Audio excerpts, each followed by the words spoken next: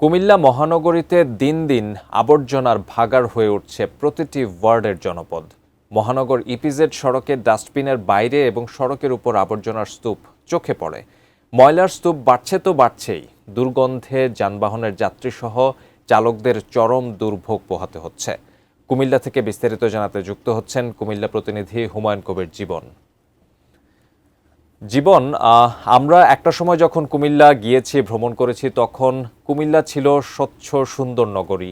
এখন কেন এরকম ময়লার স্তূপ বেড়েই চলেছে? পৌরসভার পক্ষ থেকেই বা কি বলছে?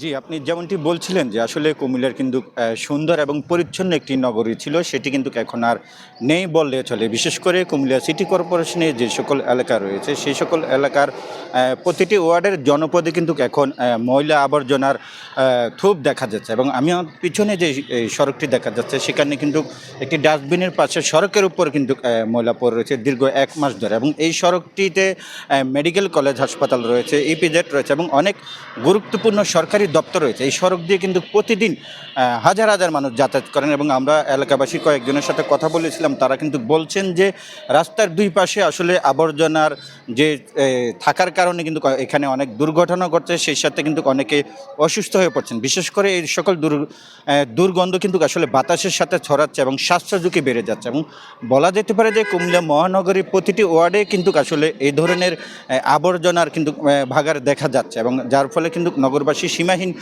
দুর্ভোগ পোয়াচ্ছেন। আমি একজন নগরবাসীর সাথে একটু কথা বলতে চাচ্ছিলাম, আপনার কাছ থেকে একটু জানতে চাচ্ছিলাম, এই যে এখানে আবর্জনা, আপনারা কি ধরনের সমস্যা হচ্ছে? আমাদের কি ধরনের ভাই সমস্যা, প্রচুর সমস্যা ভাই। এই রোডটা দিয়ে মনে করেন যে প্রতিদিন কমসে কম 50 থেকে 1 লাখ মানুষ আসা যাওয়া করে, খুব গুরুত্বপূর্ণ সড়ক। এই ময়লার কারণে, দুর্গন্ধের কারণে আমাদের এখানে এলাকার মধ্যে একদম রোগ জীবাণু ছড়া যেতেছে। এখানে দাঁড়ানোর মতো কোনো ক্ষমতা নাই। আর এই জায়গাটার মধ্যে মানে এমন একটা পরিস্থিতি তৈরি হয়েছে, মানুষ চলাফেরার জন্য অনেক সময় যানজট সৃষ্টি হয়ে যায়। আর এই যে ময়লাগুলা এত এত সমস্যা করতেছে যে এখান দিয়ে অনেক মানুষ, রুগীরা অনেক সময় দেখা গেছে অ্যাম্বুলেন্স দিয়ে রুগী নিয়ে যাইতেছে, রুগীটি পর্যন্ত নিতে পারতেছি না আমরা এখান থেকে। মানুষ কি চাচ্ছেন আপনারা? আমরা চাইতেছি এটাকে দেখার মতো কেউ নাই, অন্তত এই জিনিসটা তদারকি করার জন্য কিছু লোক নিয়োগ দেওয়া দরকার, যে ময়লাগুলো এখান থেকে তুলে ফেলা হোক। এখানে কিন্তু আগে ময়লা ছিল না ভাই, খুব সুন্দর পরিবেশ ছিল, দেখেন এখানে খুবই সুন্দর ছিল, কিন্তু এই কিছুদিনের মধ্যে যেমন।